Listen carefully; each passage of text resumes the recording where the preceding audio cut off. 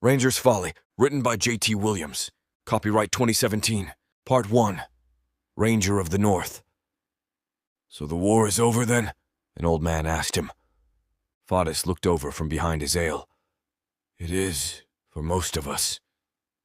The feeble man who had abruptly decided to tap him on the shoulder scuffled over to the bar.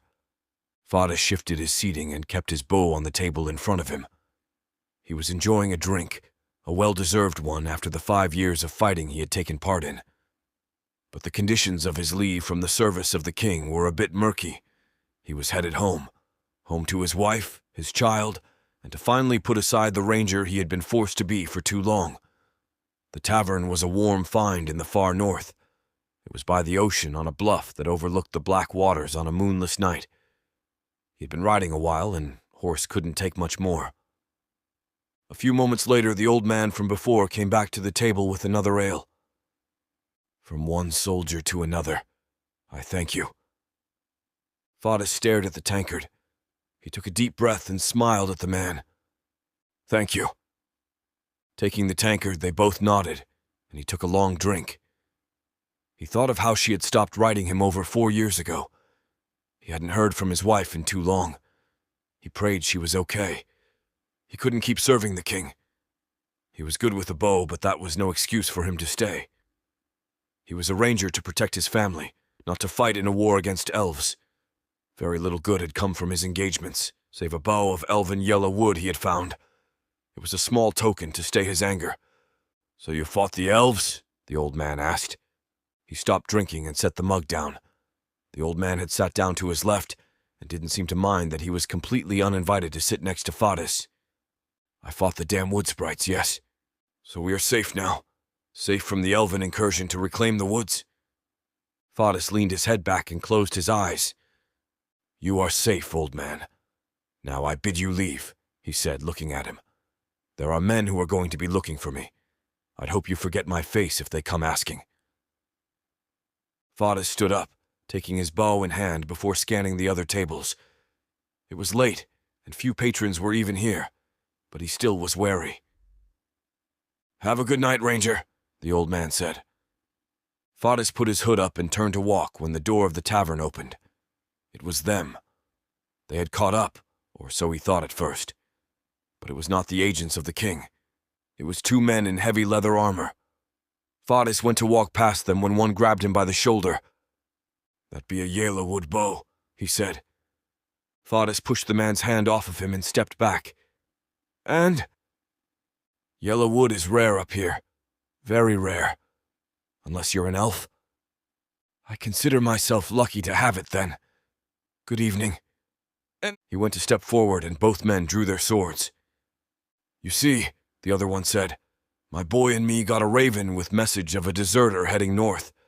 A man on a black horse with a bow of Yela stolen from the king." "Perhaps you can find him," Fadis said. "I'm sure the reward is high, but that would take you actually bringing him in." The original man laughed. "That's the beauty of it. We can get a fine reward for just the bow and the head of the man who wields it." They began to approach him, but in a slow, not coordinated way. They pushed chairs out of the way and stumbled forward. "I did not steal this bow. That is a lie. I did not desert. The war is over. The elves have fallen back." "We don't care," the skinny man said. "You're a good deal of gold for us." Fadis was now a few paces further back from them. The old man who had bought him a drink had fallen back to where the barkeep was, and the other patrons kept their heads down. He moved his right hand to his side quiver and held his bow tightly in his left. A man to his right stood up and drew out Fadis's sword. "I got that raven too. I didn't know who you were before. Now I do. A bastard deserter. You're a coward." He had fled for 4 days and lost his pursuers only a day before. Now, in a tavern so close to his destination, he faced the product of his leave. "You can believe what you wish," Fadis said to them. "I am a man of the north, a ranger, and of all things, dear sirs, I will not let anyone keep me from my family, and you are all shits to believe I need that sword." In a quick motion, his hand grabbed at 2 arrows, and he pulled back in quick succession, sending 2 bolts into the 2 men who had approached from the doorway. The arrow stuck straight into their throats, and they fell to the ground, gasping and shaking. Before their bodies had even completely fallen, Fadis had another arrow drawn and aimed at the man who had taken his sword. The man urinated. "You look as a man who has never looked at death. Put my sword on the table and see yourself from this place."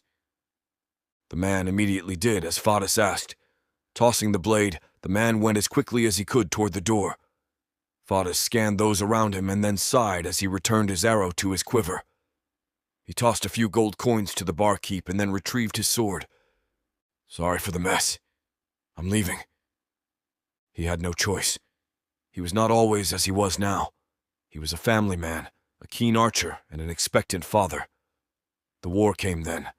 Elves and men fought to a draw, and the king called forth the outland guards, the rangers, the spears of Taria. Not a real army, but the king still called, and they answered. A good shit of a war it had been for the rangers. Nearly every man he knew was dead. Rangers attacked from the shadows, not as frontline troops. The king was as daft as he was stupid. Fadis walked outside to see 2 horses tied next to his. They wouldn't have their masters coming to get them anytime soon. He untied them and gave them a smack to send them off. His own horse bobbed its head as he saw them running into the darkness. "I hope you're good for another fast ride. We are almost there, but it will take a good deal longer. Once we are home, there will be good grass and clean water to drink." He mounted and began to trot away from the lone tavern on the cliff. He could hear the ocean battering the lower levels, and the smell of salt was in the air. As he went down the western leading road, he noticed the first snow of winter beginning to fall. He hoped his wife was able to put away enough supplies for the animals. He told himself she had. The fact he hadn't heard from her worried him. He would know soon enough. Fadis traveled at a rapid pace, coming soon to a small seaside town, Tar-Rivek. It was a quaint town with a fishing port and several farms on the outskirts.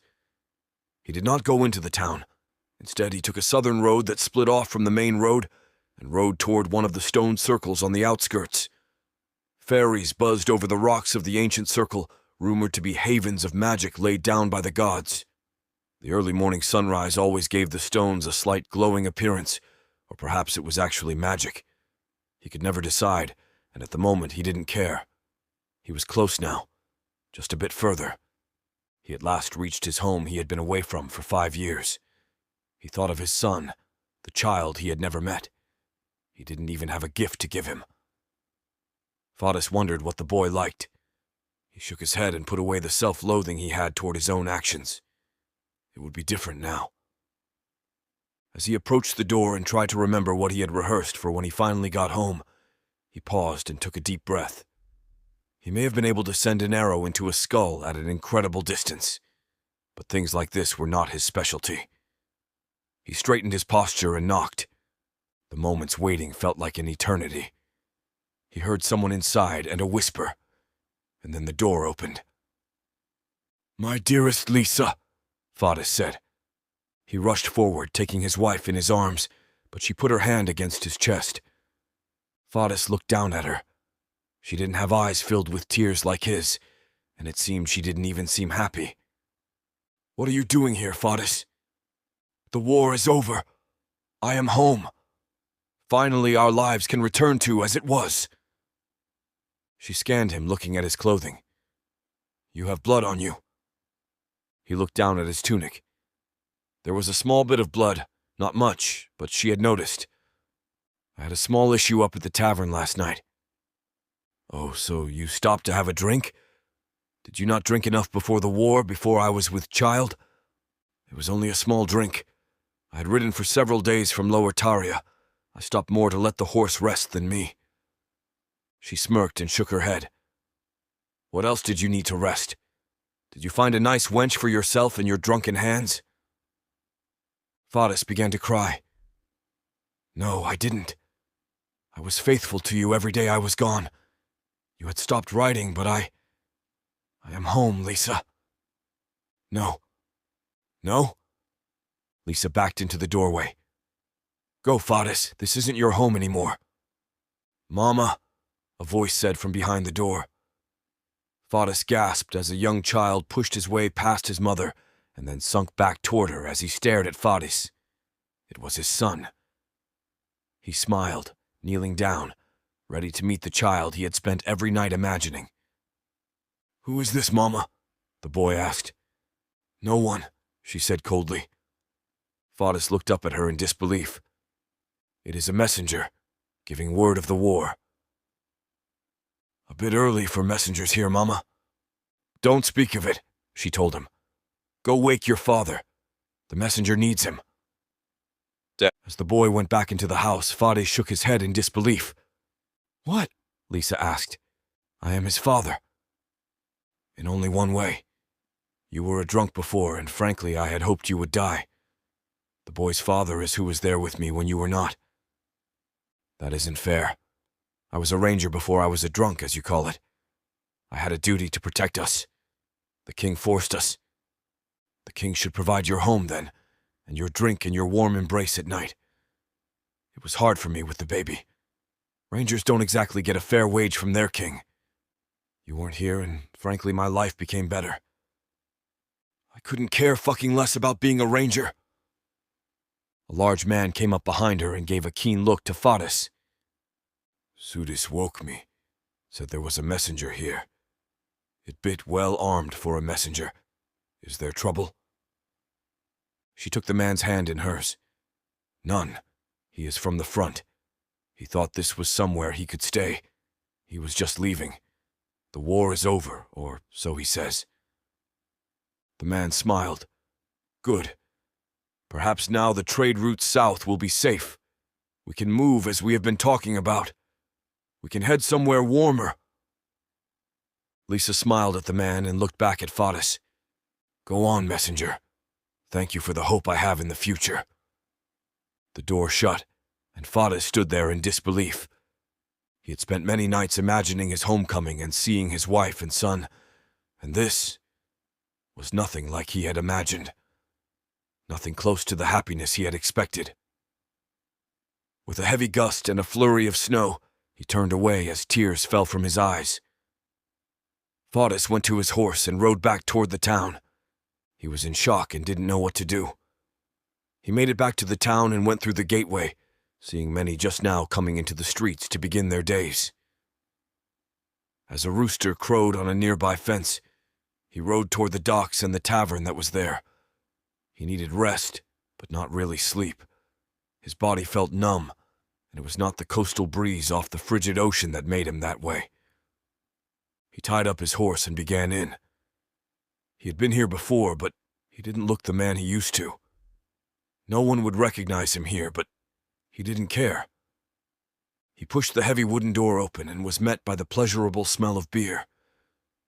It piqued his senses, and he felt a stab in his chest as he felt the pain of his wife's words. She had wished him dead. He knew he had drunk a lot before the war, but he wasn't that man anymore. At least he had tried not to be. As he walked up to a smoke-laden table where the innkeeper was chopping onions, Fadis noticed the woman's disgusted gaze as she looked him up and down. "You look rough as hell. A room?" "Yes, ma'am, please."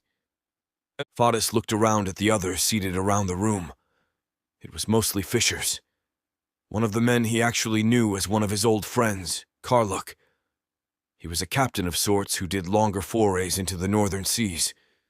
Though he didn't think he could be recognized, Fadis noticed Karluk was sipping his drink and staring at him. The innkeeper pushed him a key. "Upstairs, second room. 4 pieces of gold." Fadis paid her and then began up. The room itself was simple enough. A table, a bed, and a window that looked toward the ocean. He stood there for a moment and stared out. The morning sun splashed the ocean, and he thought of his family. He had never felt a pain so strongly. His heart was twisting in his chest. He would rather take a blade into his side than feel this. Without much more thought, he lay down and was fast asleep, but it was not restful in the least. It was some time well into the day that he awoke. He stumbled to his feet and grabbed his head. He was tired, and it was some mix of his fatigue and perhaps the somewhat sour beer at the tavern last night that plagued him. He thought of his son. He wanted to see him again. He had spent so long just wanting to get home. He had no clue what to do now. He wasn't a ranger anymore. His plan was to go south, just as that man now holding his wife and fathering his son wanted to do.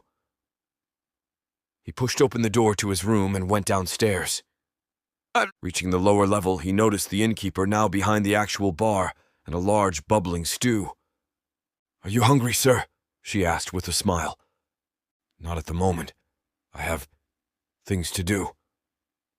The captain from before, Karluk, stood up and approached him. "I thought that was you," he said. He embraced Fadis. "The word is that the war is over. I assume many rangers will be coming home." "Not so many. And that's if they have a home." Fadis looked away for a moment and then exhaled. "I have some things to take care of." "You've been home then? You saw what the bitch did?" Fadis nodded. "I should have figured something else out. I should have renounced my creed to the Rangers." "But you didn't. You remained faithful by both sword and heart, I assume." Karluk had always been like a father figure to Fadis. The man was gray with age and had a unique way to just say the right words. "I was faithful, but she was not." He put his arm around Fadis and walked toward the door with him. "I do not pretend to understand the stress of a woman with child while her husband is at war, but I believe it takes strength for both. She was not strong enough, and that is what I will say of it. People may say different, but you came back for her. Fadis, go with care. I have seen the king's men in the town. They are looking for you." Fadis stared into his eyes. Karluk just nodded. "If you need a place or some way to hide, I have a ship. Thank you, I can disappear when needed and avoid being seen. It seems I must do this even near my own home." Fadis bowed to his friend and began to walk. "Fadis, that is why I call the sea my home. Its open arms are larger than any mountain, cave, or woods." Fadis pulled his cloak over his head and began away from the tavern. He knew where he was going to go. Part 2. Kidnapped. Though the town was much more alive at this hour, there were none of the king's men to be seen. They wore long red coats and stood out like no one else in this region. Taria was a vast land. The principal cities were to the south, but there were many villages, many places they would have to search to find him. But if they were looking for him, it would be at his home. Though it was a risk, he wanted to go there anyway. He had to see his son, maybe catch him away from the house so he could speak with him. Or perhaps not. He struggled to know what the best choice was out of an unknown number of possibilities. He entered the woods to the south of town and followed one of the hunting paths that took him to the far edge near the garden area of his house. He emerged from the thick brush and looked toward his home. He did not see his son, and the many men outside of his house were no doubt the king's men. Had it been springtime, he would have had plenty of cover within the plants of the garden to move up close, but the dwindling dry corn stalks were not much he could hide behind. Instead, he followed the edge of the trees, getting close enough that he could see the men of the king and know that he didn't recognize any of them. Lisa and her new husband talked with the guards. Fadis couldn't make out their words. The men seemed to look around, but after a handshake, they departed. From the trees he watched as Lisa kissed the other man, and he felt his hand go to his bow. It would be easy for him. The distance, the wind, it was perfect. He could end that man. He felt for an arrow and then saw his son run to the man, jumping up and down. The man knelt down and embraced his son. He loosened his hold on his bow and then released it completely. What life could he give them beyond a life of hiding? Perhaps had he stayed a ranger, he would have a life here in some form, but now he was being hunted. The northern glacial seas was a known place of those who wished to hide. Perhaps that was where he should go. Fadis made his way back toward the tavern. He would speak with his friend. He had no clue where he would end up, but it seemed, at least for now, that was his best choice. "So you've decided to come with me?" Karluk asked. "I have. I need to go away. I need to hide until they forget about me or something. I need to be there for my son, but I cannot do it like this or right now. I will make a better life, and then perhaps I can be worthy of him. His father is there for him." Karluk grasped his hand. "You are his father. You will be his father in time. You can come with me. I can get you north, and you can decide what you want to do. My ship is in for repairs, but we can leave by nightfall. Then this will be my last time on this land, at least for now." He departed the inn and sat on the edge of the sea. Gazing out, he thought of his wife, her smile, and his time away. He had killed so many just trying to survive. He was not protecting his land or village. The king was angry, and they were pulled into a war started for trivial reasons. There were bigger problems than elves, and for the most part, they kept to themselves. Fadis shook his head and stood up. He had until sundown. He would make the most of it. He made his way back out of the village and back into the woods. He would go to his home and, at least from the trees, see his son and wife for just a bit more. They had a life devoid of him. But his son didn't know it. His boy was happy, and he had to come to terms with it. Fadis reached the same spot he had been in before and just watched the house. It felt strange for him to be stalking his own home, but it had to be this way. In time, his son came out and began running back and forth, chasing a small flock of chickens. His wife and her new husband joined the playful chase. Fadis shook his head and chose to watch his son instead. It was then he saw several forms appear on the edge of the woods. At first he thought it a galloping deer between the trees, but the forms were in a line and moved independently. As they emerged from the woods, he saw what they were: elves, a trio of them. He pulled an arrow from his quiver and drew it back, but as they came into the opening, they did not do so with weapons drawn. There was a female and two males. The female lifted her hand as if to show she meant no harm to them. Lisa and Fadis' son both began to move into the house. The man of the house picked up a hatchet, but the elf woman shook her head. "We do not seek violence today. We seek Fadis, Ranger of the North." The man kept his hand on his axe. "There is no one by that name?" "Is there not?" the elf asked. "We know that his home was on the edge of the woods. He has a wife and a young child." "I have both," the man said, "but I am not this Fadis as you search for." "A strange happening. The birds told us that this man had come here. Our birds know many things, but perhaps they were wrong this time." Lisa approached them. "There was once a man by that name here, long ago. Is he in trouble of some kind?" "He has taken something sacred. We do not wish to harm him, for we do not wish further trouble with men, but perhaps we were wrong. We will leave you in peace." As the elves began back into the woods, Fadis' glare turned to the sudden appearance of a man in a black cloak approaching the edge of the house. The man threw down his hood and pointed to Lisa. "Woman of this house, where is Fadis?" Her new husband picked his axe back up. "There is no one of that name here. What is wrong with you people?" It was clear the cloaked man was not backing down. As he walked toward Lisa, her husband stepped between him and her.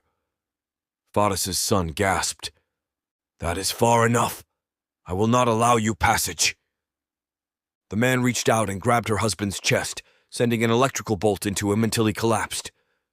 Lisa screamed, "No!" The man grabbed her by her hair and then grabbed the boy by the arm. "I work for the king. A hired man, you might say.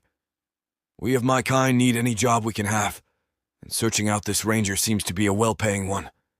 He will come. I have seen him in the city. I just need the right bait." The elves approached the man. "Where are you taking this family?" the elf woman said. Each of the elves had drawn golden bows and held arrows to string. "Listen, tree rats. Don't give this Rooses any reason to kill you. Our people come from the same earth, the same trees, but only we were blessed with elemental powers." The elf laughed, and unfailing pride. which is why your people are scattered and have no claim to this earth." And then she released an arrow that struck the house behind the man. "Release them. There is no amount of gold that is worth harming them, or you yourself dying." The man shook his head. "Ha!" In a blast of fire and lightning, the man propelled his spells toward the elves. The 2 male elves were struck immediately, and their arrows flew off target. The man was using Lisa and the boy as cover, backing away from the last elf. Fadis didn't have a shot. At this distance, he might hit Lisa or his son. The man, Arusis, from what Fadis could tell, was a master of elemental magic. As the elf attempted to get closer, he released a blast of flames from his fingertips, scorching the earth near the elf. "Get that damn elf!" he shouted. Multiple men came from the woods and attempted to attack the elf. Fadis took aim, releasing multiple arrows and dropping the attackers as the elf did the same. She was backing into the woods from where she emerged. In this time, the man who held his wife and son had bound both of them, and other men came to protect them. They disappeared to the west, leaving the other men to fight the elf. Fadis moved through the trees, emerging as the elf glanced his way. They locked eyes and she turned and fled. 2 men who did not go after her turned to see him. Look, a ranger from the look of him. Maybe this is the one the master is looking for. Call the rest of them. This should be easier here than in the caves. The man went to grab a horn when Fadis's arrow flew into his throat. The other man ran toward him, and it took 2 arrows to drop this one. Fadis scanned around and began in the direction his family had been taken. He would find them, and he would save them. Part 3. Let arrows fly. They said caves. I know of only one set of caves nearby. They were in the woods a few hundred yards away. It was an old shrine to a dwarf god. It was mostly open and bare, long ransacked of any valuables, but he also knew of another way into it. A side entrance. He sprinted through the woods and made a southern loop to come up on the back of the cave system. There was a small waterfall that ran down one side of the rocks, facing out. It was here there was a narrow passage and a more secret way into the caves. He drew his sword and crept forward. Pushing a tangled set of overhanging vines out of his way, he slipped into the darkness. It had been many years since he had been this way. It was more by accident that he had found it, but he was thankful he had. He made his way around a corner and saw a wooden bridge over the upstream curve of the waterfall. His surroundings were dark, and without a torch, he was wary of his path. He felt his way down the bridge, and then up a rocky path. He entered another passage. Turning immediately right, he saw light ahead. He snuck toward it, keeping his sword ready for whoever or whatever was ahead. He could hear voices. He got within earshot and then listened. "How much longer?" the voice said. "Just a bit more. We've been waiting here for over a day, and that bastard Rusis just keeps promising us we'll be paid." "Quiet," the second man said. "It's an easy job. Just a single ranger. He said we could keep the kid afterward and the woman too." Fadis took a deep breath. His anger simmered. "We brought 20 men, enough to overpower any ranger. Once the first few go in, we will go in ourselves. That Rusis paid for quite a few to show up." At this point, Fadis heard footsteps, and he fell back against the wall of the cave. A man came running by and went to the men in the room ahead. "He has them. The female gave him issues, so he left her near the front. Says to get ready. He knows the ranger is coming." Fadis had no path forward. He thought of Lisa and began to creep back. He would have to spring this trap, but at least he knew he had many to face. He would take those odds, but in the same breath, how could he do anything but? He quickly trudged back out of the cave and climbed over the top. There was a short jog to the other entrance, and then he slid back down to the ground level of the cave entrance. Large red flowers hung down over the opening, and he scanned the areas around him. He did not see anyone as he made his way into the cave. He could hear whimpering ahead. Fadis began to run, knowing full well what risk it held, to try to reach the painful cries. He made a corner and came to a dark passage. He sprinted in, hugging the walls and watching for signs of others around him. He came to another bend in the path and found a room with glowing moss hanging from the ceiling. "Fadis," a voice said. He jumped, looking around. "Lisa," he said. It was then he saw her slumped against a large boulder with a red stream of blood pouring from her chest. "Fadis, they took him. Our son." He dropped down to his knees and took her in his arms. Her wounds would be fatal. She had multiple stabs to her chest, and her lips were blue. She gasped and slapped him in the chest. "Please, save him. They have trap. I will, I swear." He pulled her close to him and kissed her head. "I love you." But she did not reply. He looked down at her and saw that her eyes were now fixed, and she was no longer breathing. He wiped his eyes of tears and laid her back down. He looked around and then stood. There was a large room ahead. That was as far as he had explored before. But the caves he had entered before opened up that room. That was where their trap was set. He walked forward. His mind was set on a single thing: saving his son. There was fog in the next room. It was a cavernous expanse with pale torchlights outlining a figure standing in the center of an elevated portion of the chamber. As Fadis stepped forward, a stern voice spoke. "Stop! No further, Ranger! Drop your sword!" Fadis stood firm with his sword out. He scanned the sides of the room, seeing figures in the shadows, the prongs of a well-placed trap ready to spring. "Fadis, Ranger of the North, drop your sword or I kill the boy." The Rusis created a ball of fire in his hands, and Fadis spotted his son with a hand clenched around his mouth. Fadis threw down the sword. "There! Let the boy go." The Rusis began to laugh. "You think it will be that easy? I need what you have taken from your king, what you have stolen from his majesty." "I did not steal anything." The Rusis pushed the boy down to the ground and gripped his ankle before sending an electrical shock into him. The boy screamed. Fadis drew back his bow, and he heard the many figures in the shadows lift their weapons. "Let him go." The man laughed and patted the boy on the back. "Now you stay here, or I will give you more of a shock than that." He stood and walked toward Fadis. "There is our treasure, our king's treasure, stolen from his very hand." "You lie. I took this from a set of elven ruins, off a body of a dead elf, if you must know." The Rusis laughed.